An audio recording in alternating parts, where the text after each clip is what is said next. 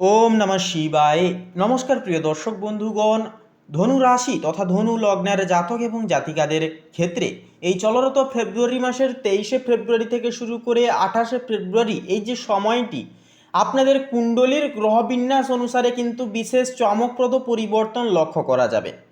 এই সময় আপনার রাশির ঠিক তৃতীয় ঘরে সূর্য, বুধ, শুক্র, মঙ্গল এবং রাহুর সহ অবস্থান একান্তই কিন্তু এক বিশেষ মহাজাগতিক পঞ্চগ্রহী রাজযোগ সৃষ্টি করছে, যা আপনাকে অসীম সাহসের আধিকারিত্ব প্রদান করবে।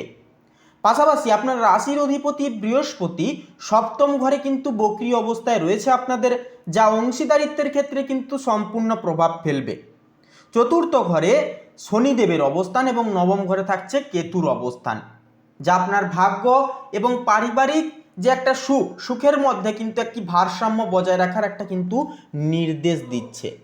তো বন্ধুরা, বুঝতেই পাচ্ছেন ধনু লগ্নের জাতক জাতিকাদের ক্ষেত্রে সময়টি কতটা গুরুত্বপূর্ণ হবে।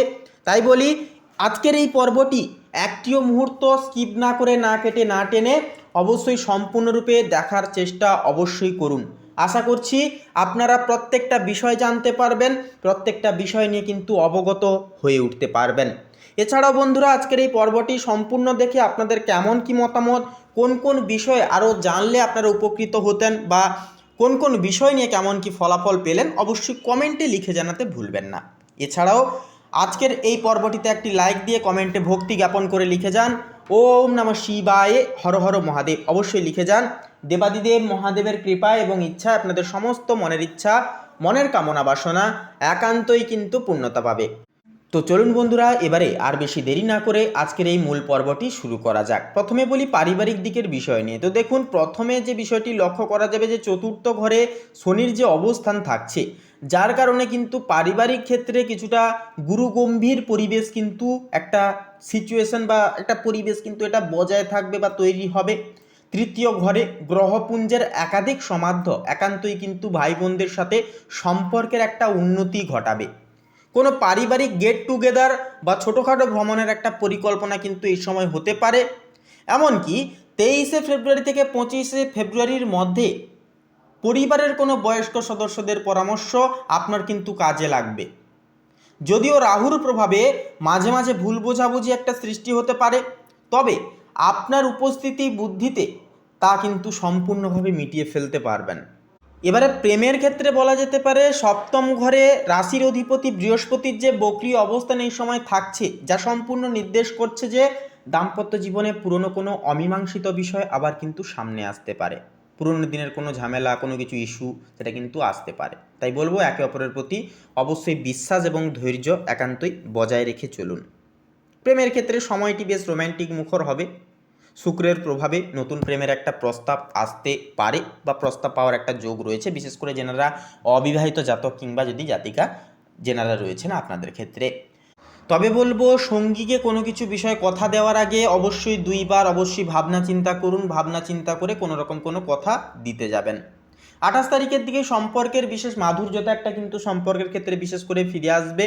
কর্মজীবন এবং পেশাগত জীবনের বিষয়ে বলবো, তৃতীয় ঘরে মঙ্গলের সাথে সূর্যের যে অবস্থান, যা আপনাকে আপনার কর্মক্ষেত্রে কিন্তু প্রচণ্ড আত্মবিশ্বাসী করে তুলবে। অর্থাৎ নিজেরা কনফিডেন্সলি কিন্তু প্রত্যেকটা দায় দায়িত্ব আপনারা পালন করে কিন্তু চলতে পারবেন।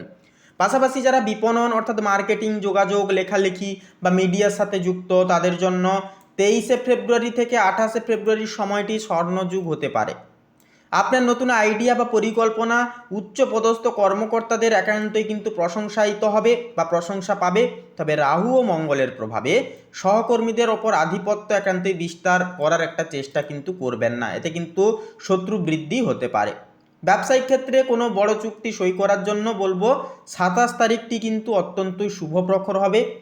এবারে আর্থিক দিকের বিষয় বলি। দেখুন, আর্থিক দিক থেকে এই সপ্তাহটি কিন্তু আপনার জন্য শুভ লাভদায়ক হবে। তৃতীয় ঘরের গ্রহ সমাবেশ নির্দেশ করছে যে আপনার যোগাযোগ মাধ্যম বা ছোট ভ্রমণের মাধ্যমে অর্থ উপার্জনের পথ কিন্তু সুপ্রশস্তময় হবে। তবে বিলাসবহুল জিনিস কেনাকাটার পেছনে বা ছোট যাত্রায় অতিরিক্ত পরিমাণে কিন্তু খরচ হতে পারে। সপ্তমস্ত বৃহস্পতি একান্তই কিন্তু ব্যবসার মাধ্যমে লাভের একটা ইঙ্গিত দিচ্ছে। শেয়ার বাজারে যারা যুক্ত, তারা বিশেষজ্ঞদের অবশ্যই পরামর্শ নিয়ে এগোলে ভালো রিটার্ন কিন্তু পেয়ে যেতে পারবেন। এরপরে যে বিষয়টি হচ্ছে মানসিক এবং শারীরিক স্বাস্থ্যের বিষয়ে বললে, তো দেখুন স্বাস্থ্যের দিক থেকে আপনার গলার অংশ, কাঁধ এবং স্নায়ুর প্রতি যত্ন একান্তই কিন্তু থাকতে হবে। অতিরিক্ত কাজের চাপে মানসিক উত্তেজনা বা স্ট্রেস কিন্তু বাড়তে পারে। মঙ্গল ও রাহুর প্রভাবে হুটহাট গাড়ি চালানো বা সিঁড়ি দিয়ে ওঠার সময় সতর্ক থাকুন। ছোটোখাটো চোট পাওয়ার একটা কিন্তু চান্স আছে। অষ্টমস্ত চন্দ্রের সঞ্চার দেখা যাবে মেনলি 24 এবং 25 তারিখের দিকে, মনকে কিন্তু বিপুল পরিমাণ বিচলিত কিন্তু করিয়ে তুলতে পারে। তাই এই সময় পর্যাপ্ত পরিমাণে বিশ্রাম ও গভীর শ্বাস প্রশ্বাসের একটা যে ব্যায়াম, অর্থাৎ যেটাকে এক কথায় বলা যেতে পারে প্রাণায়াম করলে, প্রকৃতির সঙ্গে সময় কাটালে এবং একান্তই মোবাইল ফোন কিংবা কোনো অনলাইন জিনিস থেকে যতটা পারবেন একটুকু দূরে থাকার চেষ্টা করুন। প্রাণায়াম করুন, মেডিটেশন করুন এবং প্রকৃতির সঙ্গে সময় কাটান। এইগুলো কাজগুলি করলে কিন্তু অনেকটাই সুফলতা আপনারা পেয়ে যেতে পারবেন। তো সামগ্রিকভাবে 23শে ফেব্রুয়ারি থেকে 28শে ফেব্রুয়ারির যে সময়টা ধনু লগ্নের জন্য সফলতা ও বীরত্বের সময় হবে।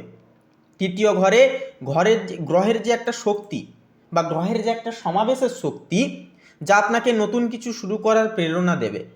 আপনার সাহস এবং বুদ্ধি এই সপ্তাহে আপনাকে অন্যদের থেকে এগিয়ে রাখবে। তবে মনে রাখবেন, অতিরিক্ত আত্মবিশ্বাস যেন অহংকারী পরিণত না হয়, সেই বিষয়ে একটুকু লক্ষ্য রাখবেন। এরপরে হলুদ রঙের পোশাক বা তিলক এই সময় আপনার জন্য সৌভাগ্য জীবনে কিন্তু বয়ে নিয়ে আসতে পারে। এমনকি এই সময় যদি আপনারা কোনো গরিব দুঃখী মানুষকে সাধ্যমতো যদি সহযোগিতা করেন, যদি আপনারা পাশে দাঁড়ান একটুকু, এবং পাশাপাশি পশু পাখিদের খাওয়ান, এই কাজগুলি করলে কিন্তু একটা রাহুর যে নেতিবাচক প্রভাবকে কিন্তু কাটিয়ে তুলতে পারবেন জীবন থেকে। তো বন্ধুরা, আজকের এই পর্বটি কেমন লাগলো, এই বিষয়ে আপনাদের কেমন কি মতামত তা অবশ্যই কমেন্ট বক্সে লিখে জানাতে ভুলবেন না। এছাড়াও এই বিষয়ে কোনো রকম কোনো আরও বেশি প্রশ্ন থাকলে, আরও গভীরে কোনো কিছু বিষয় নিয়ে জানার ইচ্ছা থাকলে অবশ্যই কমেন্টে লিখে জানাতে পারেন। এছাড়াও একটি লাইক দিয়ে নিজেদের ভক্তি এবং বিশ্বাস জ্ঞাপন করে লিখে যাবেন ওম নমঃ শিবায়, হর হর মহাদেব। দেবাদিদেব মহাদেবের কৃপায় সমস্ত মনের ইচ্ছা কামনা বাসনা একান্তই পূর্ণতা পাবে, সমস্ত বাধা বিপত্তি সমস্যা একান্তই কিন্তু দূর হবে। এছাড়াও একটি লাইক দিয়ে আমাদের এই চ্যানেলটিকে সাবস্ক্রাইব করে পাশে থাকতে বন্ধুরা ভুলবেন না। আপনারা ভালো থাকুন, সুস্থ থাকুন, সর্বদা সচেতন থাকুন। নমস্কার।